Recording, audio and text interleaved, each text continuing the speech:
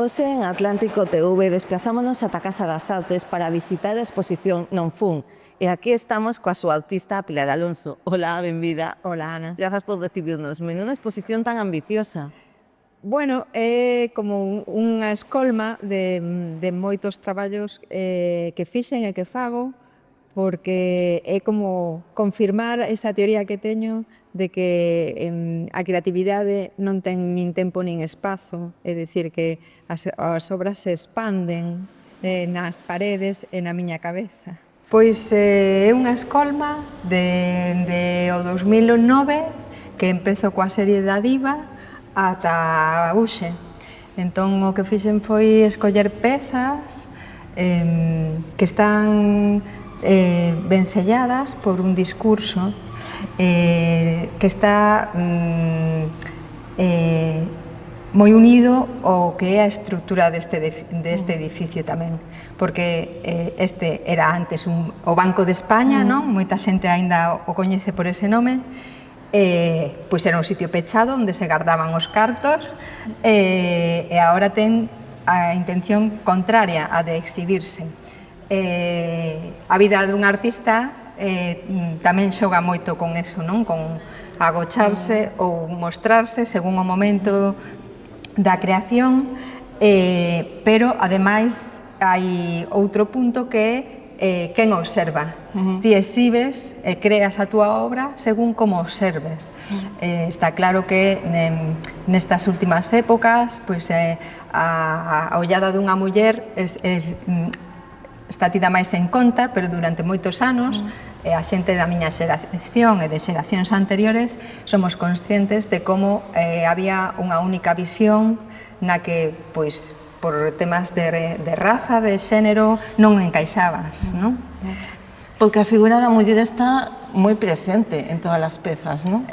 Sí, bueno, a ver, eu son unha muller, entón non deixa de ser, como di o comisario Carlos Bernárdez, pois como unha Bildungsroman, que é como unha serie de vital, de iniciación, de camiño, que se pecha nesta exposición coa última peza que a que está ali ao fondo.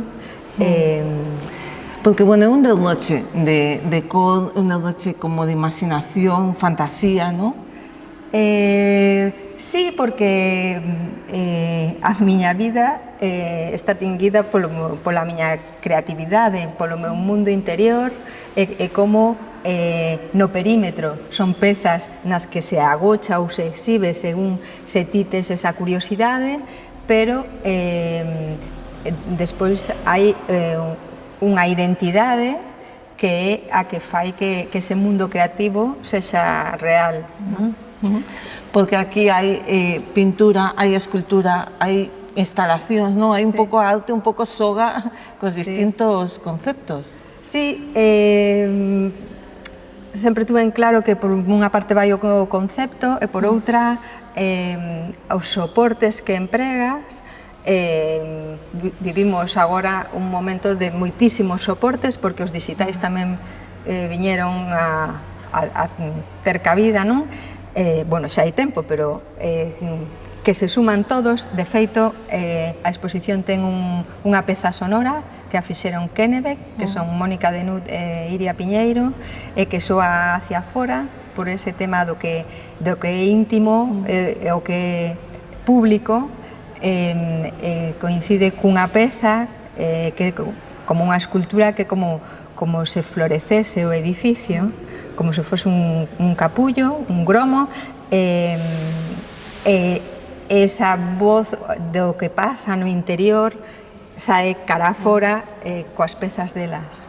Es que dá a sensación que máis que o visitante entra na exposición, a exposición engulle o visitante, non? Sí, sí. Sempre tuve gusto polas pezas moi grandes e envolventes. Supoño que para aparte porque me gusta técnicamente, a miña pincelada moi longa, para recrear, proxectar ese mundo interior e que poidese ser real de algún xeito, non?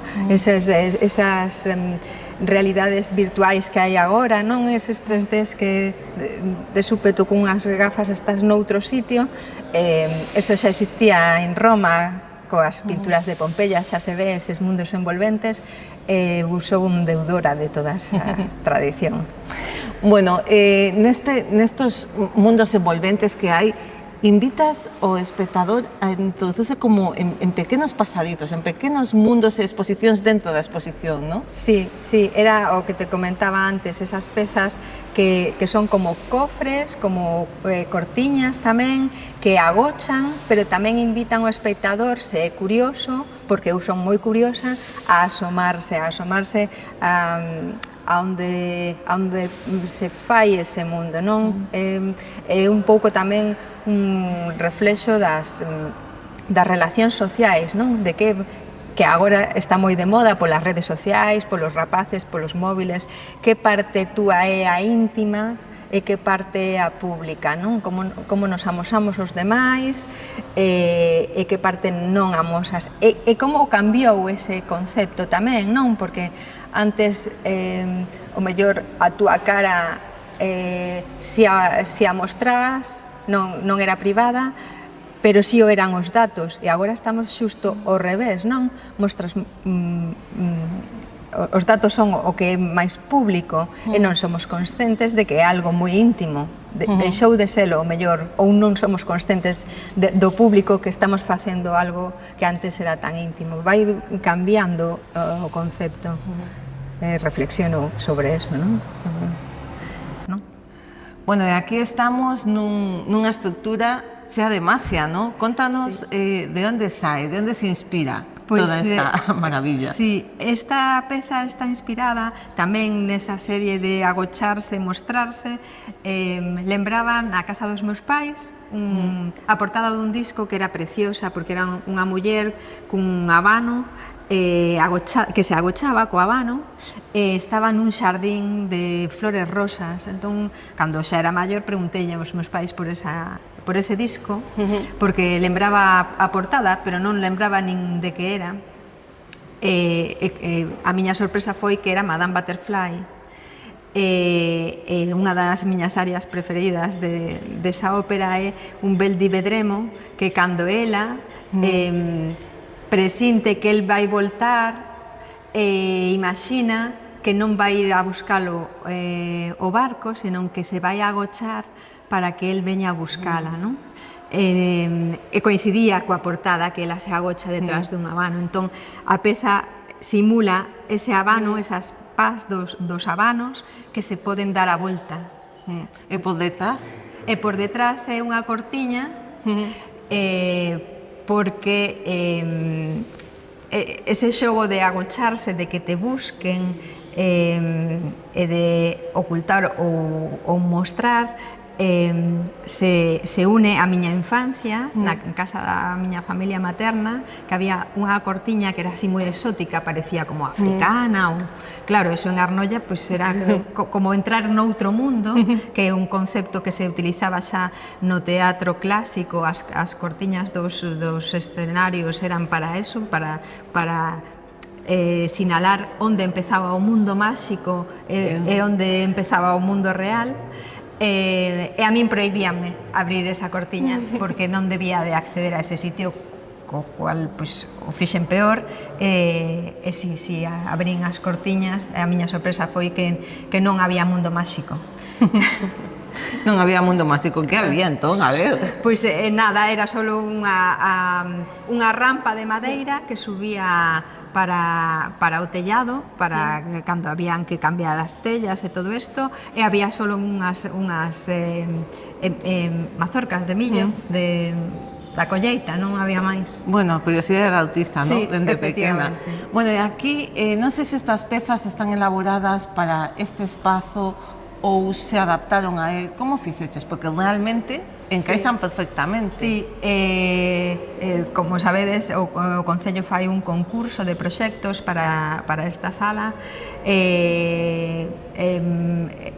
Para min, como te comentaba, era unha sala que me chega por esa ese doble significado, non? De ser un edificio que se creou para estar pechado, pero que agora ten esa intención de exhibir, de abrirse, e como coincidía cunha das liñas máis importantes conceptuais da miña obra, o que fixen foi crear pezas específicas para aquí e utilizar outras que xa tiña, pero cun recorrido marcado en ese concepto, non? De xeito que as pezas que están máis pechadas están agochadas polas paredes, e as pezas que son a parte de observación, esas están á vista ao entrar.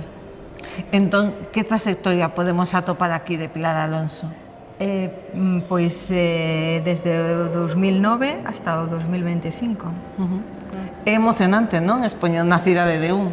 Pois sí, sempre, bueno, xogas en casa como os deportistas. Dixen unha vez en público e sigo pensando que a miña obra é a que é porque nacín onde nacín, non? A estrutura de Vigo ten un pouco desa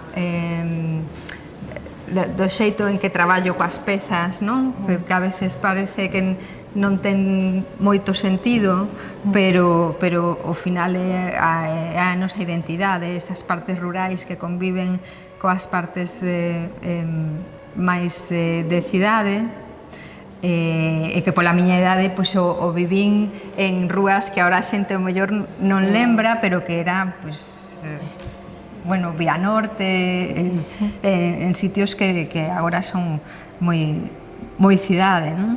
Se tiveras que escoller unha peza daqui, cal sería a que máis significaría para esta exposición? Unha peza, pois, non sei, é moi difícil.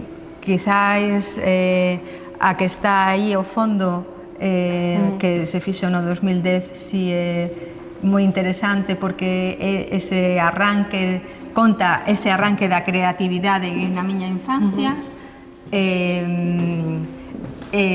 se uniría coa que está ao fondo na outra sala, porque é como a saída dese mundo totalmente hacia fora, non? Este é o máis pechado, claro, hacia fora é como unha valla publicitaria, ese mundo social que te obliga a correr, e xa é a diva é un personaxe, é como unha máscara para sair a fora. A proxección, en realidade, iba no teito, porque era nunha capela, o tempo real, que amanece, anoitece, despois, pois, nacemos e morremos, pero dentro o que se ve, que xa se ve, se albisca polos buraquiños, é esa habitación infantil coa a mesilla na que eu agochaba eses tesouros que eran cousas pois que non tiñan moita importancia, pero que para min arrancaban outro mundo, non? Ese mundo da creatividade.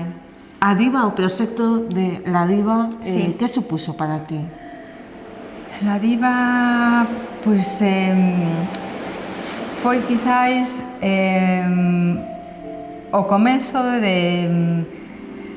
de contar todo ese mundo interior. Ata entón, pois, traballaba con outros temas que me chegaban tamén, pero que non eran ao mellor tan autobiográficos. Ela coincido con Iria Piñeiro, coa actriz, bueno, ela tamén é unha artista enorme, ela sí que é enorme, pero o noso xeito de vivir a realidade artística si tiña puntos en común, pero claro, ser outra disciplina enriquecete moitísimo. Ela foi moi xenerosa, e a partir de aí pois empezo a desenvolver todo ese mundo que ata entón estaba agochado, non? Bueno, e a partir de aquí, a partir desta exposición de Non Fun, pois ao final a curiosidade pois aínda a teño, entón pois non sei a onde me vai levar. pero supoño que outros proxectos. Xa teño aí algunhas anotacións e moitas ganas de seguir. Pois moitísimas grazas, Pilar, e nos quedamos aquí en Novum. Moitas grazas a vos.